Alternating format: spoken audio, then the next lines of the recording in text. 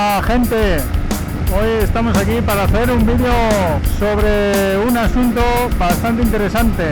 Seguramente que todo el mundo tiene en mente cada X tiempo acudir al servicio técnico para realizar pues, los típicos mantenimientos en garantía o fuera de ella. Lo que vamos a hacer hoy es precisamente eso, un servicio o control de rodaje.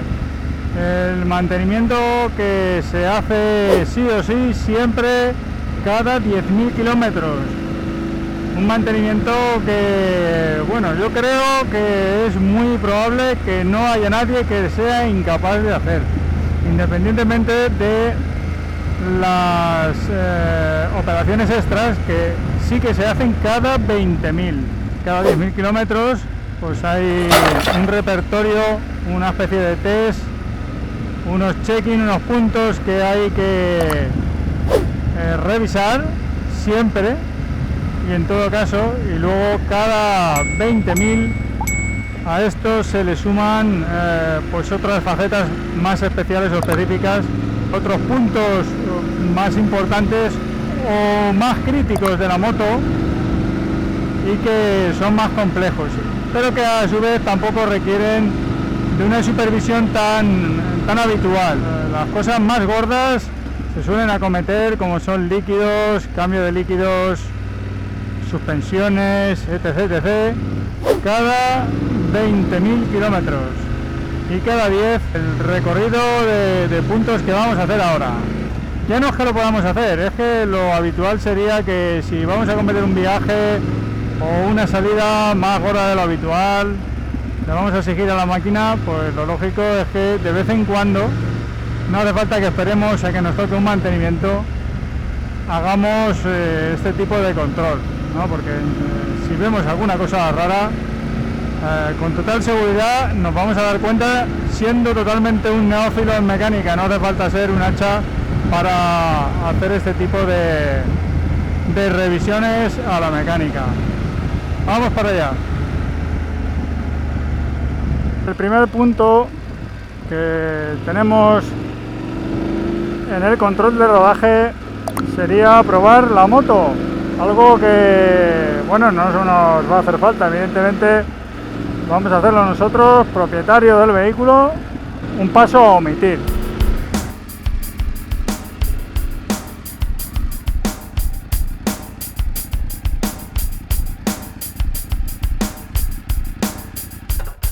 ¿Qué sitio?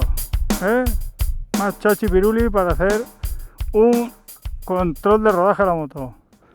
Vamos al lío. También está dentro del control del rodaje, si tenemos algunos accesorios instalados, accesorios evidentemente de la marca, que la marca dice que hay que controlar.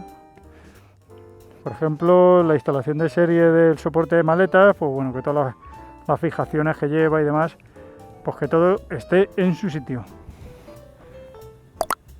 Conjunto de operaciones de mantenimiento estándar de BMW Motor Rash Service. Pues aquí lo tenemos. Estos son los artilugios que vamos a necesitar, prácticamente nada.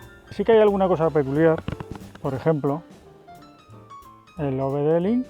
Yo lo considero recomendable. Evidentemente todo aquel que no le guste manosear la moto, más allá de apretar tuercas y tornillos, pues bueno, un gasto innecesario. Pero en multitud de ocasiones, y sobre todo con motos con tanta electrónica, me he encontrado muchas veces con averías que aparentemente pueden parecer muy complejas y luego a lo mejor simplemente era fallos de voltaje en la batería. Y lo que necesitaba el vehículo era eliminar los fallos que habían aparecido por el problema con esta batería. Yo, por mi parte, entre los coches que tengo y las motos, he amortizado más que de sobra el artilugio este, que además se puede utilizar en coche también, porque es un VD2, conecta perfectamente. Yo lo he utilizado en varios vehículos de marcas distintas y no me he leído todo tipo de sistemas, y con las motos sí que es verdad que este es el único que parece ser se pone de acuerdo con la aplicación Motoscan para BMW. Hay otras opciones, pero este funciona. Es una herramienta que yo la considero recomendable.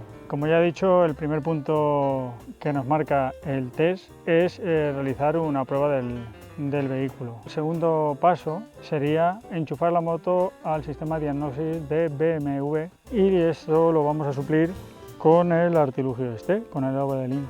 BMW lo que haría sería pinchar la moto para encontrar fallos a través de la diagnosis. Para eso vamos a necesitar el teléfono, que nos va a permitir conectarnos con el OBD Link y poder leer los sensores de la moto.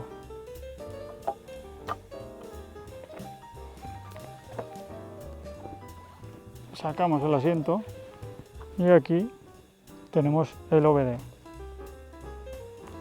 Pulsamos la lengüeta y lo sacamos sin ningún tipo de problema. Esto es una especie de capuchón o zona de fijación para protegerlo y aquí conectaríamos el OBD. Enseguida que el artilugio se conecta al OBD de la moto, pues bueno, empieza a lanzar la señal Bluetooth y ya nos dice que tiene tensión, para recogiendo la tensión de la batería de la moto.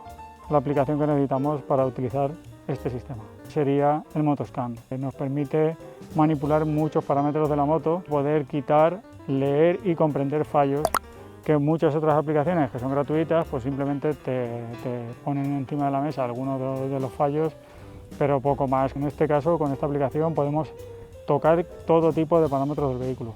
Aquí seleccionaríamos la moto, nos iríamos a la 850 Adventure y ya vemos que el sistema, todos los sensores que nos proporciona, para ello tendríamos que darle contacto a la moto para poderse conectar y, por ejemplo, vamos a leer el sistema de ABS y aquí ya tenemos la conexión, interfaz presente, nos dice que el OBD Link LX lo tenemos conectado a la moto, conectado para diagnóstico. Ya tenemos todo el sistema electrónico de la moto, ABS, identificación, leer memoria, averías, tal. Vamos a ver si tiene algún tipo de avería. Pues ya vemos que no hay códigos de error. Hay que tener en cuenta una cosa, vamos a ser capaces de leer toda la electrónica que tenga instalada la moto, porque por defecto seleccionamos un modelo de vehículo y nos salen todas las opciones posibles dentro de ese vehículo. Entonces, si algo no lo tenemos instalado, la electrónica del motor, por ejemplo, esto sí que lo vamos a tener instalado, leer memoria de averías, ya vemos que no tiene ningún fallo. Y así iríamos uno tras de otro. Y como digo, nos van a aparecer todas las posibilidades que tenemos de lectura de códigos dentro de la aplicación. O sea, todos los parámetros posibles para ese modelo en concreto nos van a aparecer. Y hay que tener en cuenta eso, que si algo no lo tenemos instalado, no tenemos algún accesorio, no tenemos, por ejemplo, el ESA en la moto, pues aunque nos aparezca aquí, evidentemente no lo vamos a detectar ni vamos a poder actuar sobre él. Hay que tener eso en cuenta.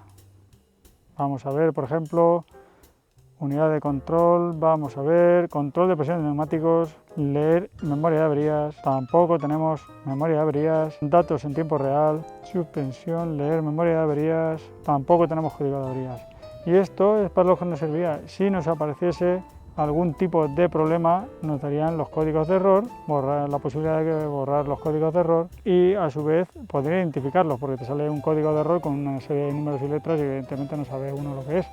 Pero nos da también la posibilidad, vía conexión a internet, de conocer cuál es el problema. Este sería el primer paso a seguir: pinchar la moto y escanear la electrónica.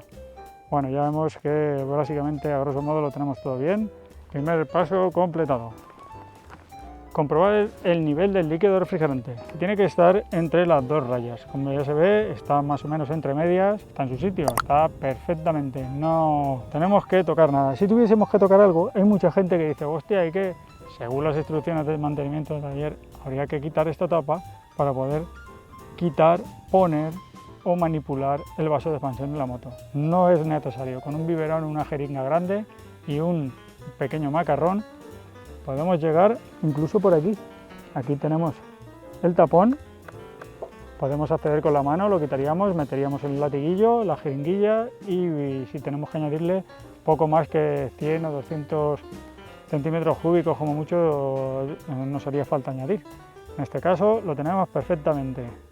Líquido refrigerante, no hay que mezclar líquido refrigerante, no hay que añadir agua destilada. Pongamos el líquido que toca porque también he sufrido averías por mezclar líquidos de refrigerantes que cuando se mezclan generan reacción entre ellos, hacen que se deterioren, se estropeen y ataquen pues, a juntas, a la bomba, depende del sistema de bomba que tengas, si es de plástico, si es de metal. No cuesta nada comprar el producto que toca y añadírselo. Ya vemos que en este caso el control del líquido refrigerante perfectamente. Siguiente paso, comprobar y ajustar si fuera necesario el juego del embrague. Aquí tenemos la maneta, tiene que tener un juego entre 4 y 5 milímetros más o menos. Yo a veces la tengo incluso más holgada, me gusta así. En mi caso yo tengo posibilidad de controlar la tensión mediante una especie de rueca, pero las manetas de serie no lo llevan. Entonces el control y la tensión del embrague siempre se realiza desde esta pieza. Si tenemos que tocar la tensión en el embrague en la parte del motor, tenemos un problema. O el cable está mal, o algo se ha soltado, o nos hemos comido el embrague. O sea que siempre sería este punto el que nos diese tensión en el embrague. Y, ojo, tiene que tener juego. Si tenemos la maneta sin ningún tipo de juego, estamos funcionando con el embrague apretado. Al final acabamos quemando los discos. Por poco que sea el recorrido, acabamos haciendo desfallecer el embrague. O sea que tiene que tener un juego más o menos al gusto. Yo siempre tengo el embrague muy distendido. Siempre que he llevado a un servicio técnico cualquiera de mis motos, siempre le han dado tensión y yo se la he vuelto a quitar. Eso también va a gusto, pero tiene que tener un juego entre 4 y 5 milímetros de holgura entre la maneta y la tensión del cable. Siguiente punto, comprobar el desgaste de las pastillas de freno de ambos trenes. Aquí ya lo vemos, tenemos pastillas y normalmente las pastillas por el lado interior tienen unas ranuras. Nos van a delimitar el uso máximo de la pastilla. En este caso vemos que tenemos por el lado interior y por el lado exterior más o menos entre 4 o 5 milímetros de pastilla en el tren trasero. O sea que tenemos en el tren trasero, ok. Nos vamos al delantero en las pastillas y tenemos aproximadamente 3-4 milímetros también en este lado y 3-4 milímetros también en el otro. Una vez lleguemos al punto de desgaste de las pastillas, esas rayas, esos surcos que tienen hechos, no estarán. O sea, ese es el punto en el que habría que cambiar pastillas. Infinidad de veces la gente lo que hace es cambiar pastillas muchísimo antes de llegar a su punto de desgaste máximo. Siguiente punto, comprobamos el líquido de frenos delante y detrás. Esto también es bastante sencillo. Aquí lo tenemos, máximo y mínimo, y como mucho tiene que estar entre medias. Esto también nos sirve como preaviso, ahí lo vemos, nos sirve de aviso de que nos estamos quedando sin pastillas. El líquido no desaparece, ni se pierde por ningún sitio. Si tenemos el líquido bajo, estamos quedándonos sin pastillas. Simplemente hay que estar al tanto. También hay que tener en cuenta que estas cosas hay que hacerlas con la moto totalmente en una zona horizontal que podemos controlar perfectamente y que no nos dé una falsa medida. Esto es bastante sencillo, muy visual. Y en el delantero, pues ahí tenemos la mirilla, 3/4 de lo mismo, perfectamente. Siguiente punto. Control visual de las tuberías de freno, tubos flexibles de freno y otras conexiones. Esto también es muy visual. Saber que los latiguillos no tienen mordidas, roces, enganchones o que se hayan salido de cualquier tipo de guía o su posición habitual. No solo los latiguillos de freno, también los sensores. El cableado de sensores y manguitos discurren por las guías que tocan, que no han perdido ningún apoyo, que no se han soltado, que están todas en su sitio. Comprobar que no tienen puntos de roce, no tienen sudores, no tienen grietas por ningún sitio. Esto también a la zona de manguitos de refrigeración, la protección que tiene de tela trasera, el latiguillo del hidráulico de la suspensión, todo ok, cableado, todo perfecto, no hay ningún enganchón, nada suelto. Otro paso más. comprobar la tensión de los radios, en caso necesario reapretarlos. Bueno, esto también es un poco peliagudo. ¿Por qué? Ya se ve, ¿no?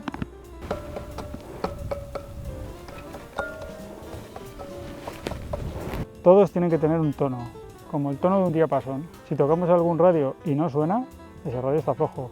Los radios tienen un par de apriete muy pequeño. Habría que revisarlos todo el aro y ver que evidentemente no solo que tenemos la tensión adecuada, sino que además ninguno ha quedado doblado.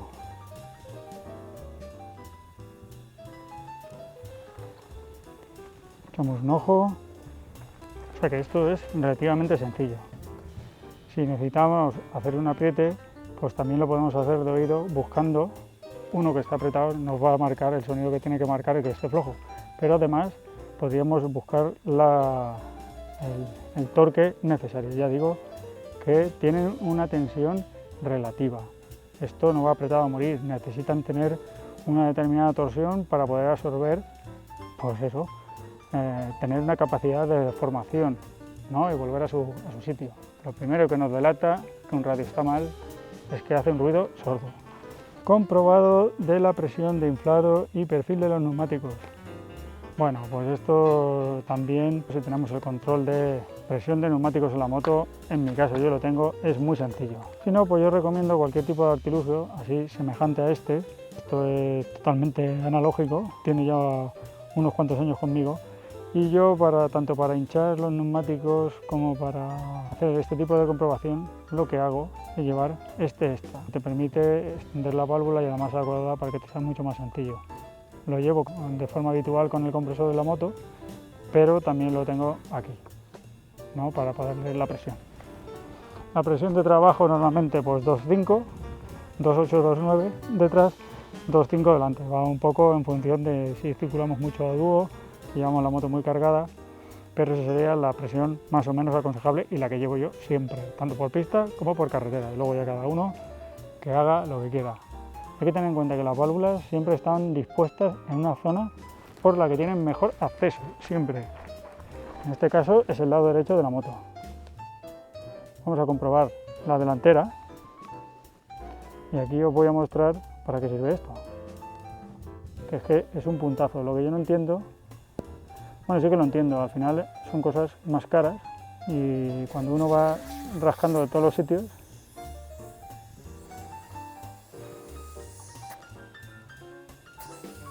ahí tenemos 2,5.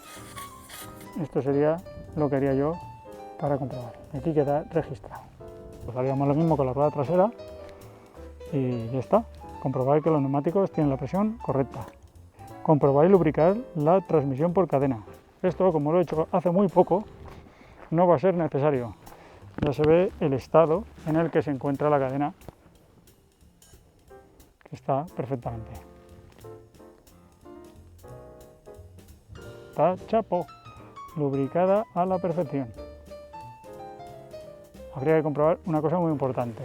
La distancia que hay entre 10 pasadores no tiene que exceder los 144 milímetros. Esto es importante porque esa es la máxima elongación que nos permite este kit de arrastre. Hay otra cosa, si no es la elongación, también pueden ser eslabones gripados. Esto es fácil de ver. Te tienes que fijar en dos cosas. Los remaches de las cadenas tienen unos vértices y tienen que estar todos alineados. Si encontramos algún pasador desalineado, como vemos que están pulidos haciendo una figurita que es un cuadrado, si estuviera el pasador totalmente girado, seguramente los retenes habrían sucumbido y sería hora de cambiar la cadena, incluso sin haber perdido distancia, aunque tuviésemos la cadena, tuviese la holgura y el tamaño correcto, el hecho de haber roto retenes pues dice que esta cadena pues ha llegado a su fin. Puede ser por el uso en campo, puede ser por oxidación, puede ser por múltiples facetas, la manera de conducir. O sea que hay que vigilar no solo la elongación de la cadena, sino que los eslabones están todos en su sitio, los remaches también, y algo fácil, tocando la cadena así, que ningún eslabón se nos queda gripado. Otra cosa que yo no recomiendo es cambiar cadena y dejar las coronas o el piñón. Los kits de arrastre se cambian enteros siempre, porque si pones una cadena nueva va a morir antes porque trabaja con unas coronas o con un piñón que ya tiene un trabajo hecho y que tiene un trabajo sobre la cadena vieja. Aunque nos parezca que es más caro, es que es lo que hay que hacer. Se cambian los arrastres en la totalidad, piñón, corona y cadena. De momento no hacen falta ni herramientas, por eso digo de que es algo que podemos hacer nosotros solos y que no necesitamos llevar a un servicio técnico para que nos hagan este tipo de cosas. Bueno, vamos a por lo siguiente. Comprobar la suavidad del movimiento del caballete lateral, comprobar el movimiento y la suavidad del caballete central. Bueno, pues en este caso también digo que es habitual, no solo en esta moto, me he encontrado en muchas otras que el caballete central es un auténtico suplicio y es algo de diseño, tanto del caballete como de la posición en la que se pone en la moto. Hay motos que están bien balanceadas y otras que no, y este pues es una de ellas. Hay que hacer una fuerza descomunal o es que yo soy muy inútil y no soy capaz de poner un caballete. Hay que comprobar, y eso sí que es recomendable, porque esto también puede darnos faena, que los muelles están bien, que tiene los dos y están en su sitio, porque estas cosas, sobre todo si hacemos pista, van tambaleando, puedes pegar un porrazo en algún sitio y acabas con un problema en medio de una ruta. Tanto uno como el otro, comprobar que tornillería, eje, todo está en su sitio, no tenemos nada doblado, no tenemos nada suelto, los muelles están bien y el accionamiento, entre comillas, es suave y fácil. Siguiente punto, comprobar el cojinete y el cabezal del manillar. Esto es importante y es este tornillito de aquí. Si perdemos la tensión aquí, esa pérdida de fijación de la dirección se transfiere al cojinete inferior. Y así sucesivamente. Al final acabarán por aligerarse los rodamientos de todo el eje de dirección. Pues esto es también sencillo de comprobar. De hecho, si estoy suelto, más pronto que tarde nos vamos a dar cuenta. En el momento que frenemos nos vamos a dar cuenta que la moto hace alguna cosa rara. Yo lo he sufrido. Este tornillo de seguridad, que tiene un par enorme, tiene 130 Nm, estaba suelto. O sea, es que además este tornillo lleva fijador.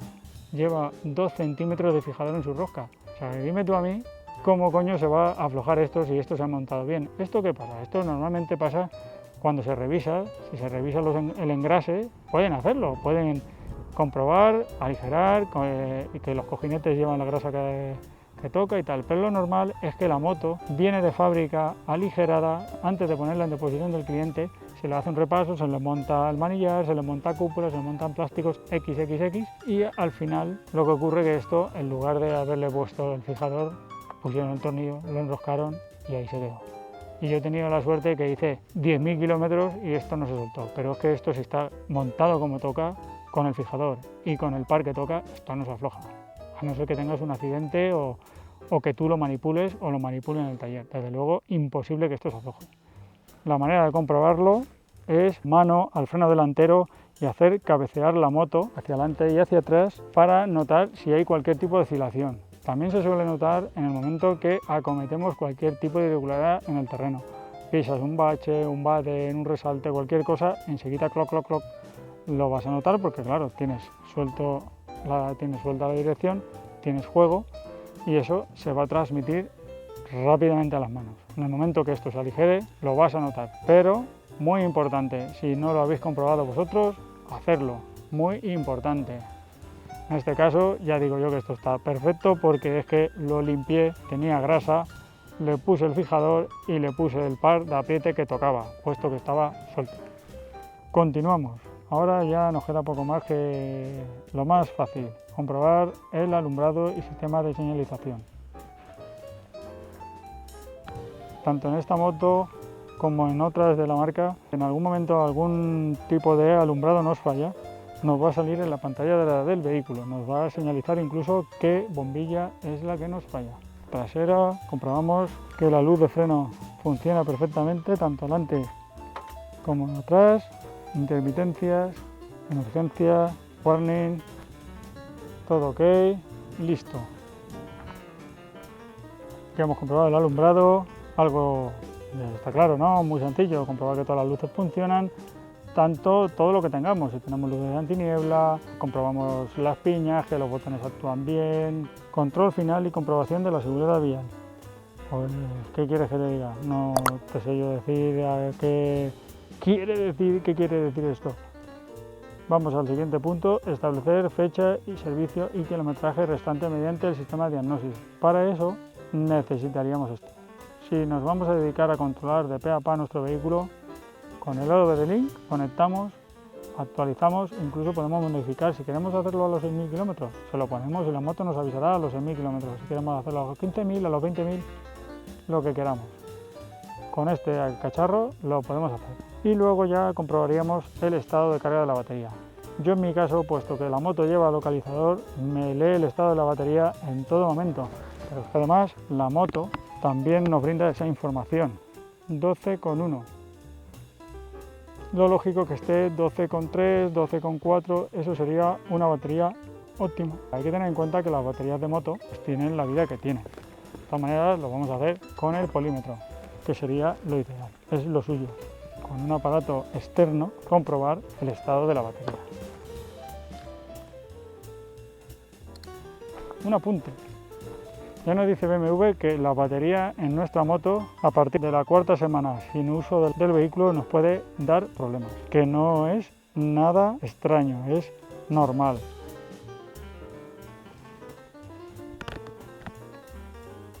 Pinchamos, ahí lo tenemos, 12,5. Nota un valor por encima del que nos lee la moto. O sea que perfecto. Bueno, y esto sería todo.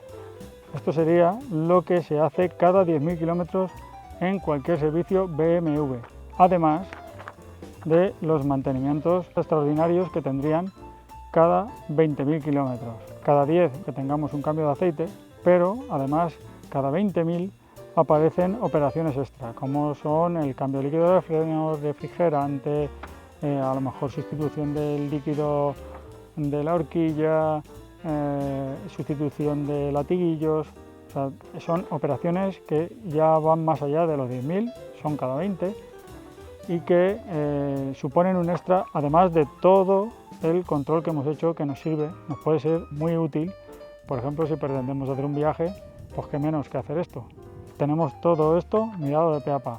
El único inconveniente o accesorio que es un poco complejo de tener es el OBD que comento, pero lo veo una herramienta que nos es utilidad y si tenemos más de un vehículo le vamos a sacar provecho. Independientemente de las cosas mayores, juego de válvulas, líquidos, horquilla, pastillas de freno, etc., que son extras, estarían todos estos pasos que hemos estado hablando. Nos hemos saltado uno: la comprobación de la inhibición del mando de la moto. Comprobar, sin tener el mando en el radio haciendo el trabajo de la moto,